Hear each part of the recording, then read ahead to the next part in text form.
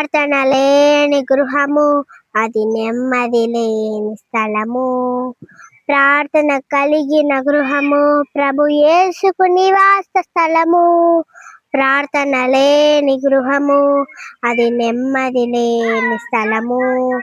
ప్రార్థన కలిగిన గృహము ప్రభు యేసుకు నివాస స్థలము. విడువక చేసేదా కన్నీటి ప్రార్థన, విడుదల పొందేదా ప్రభు యేసుని చెంతన. యేసయ్యా నా యేసయ్యా నీ తోడే నాకు చాలయ్యా.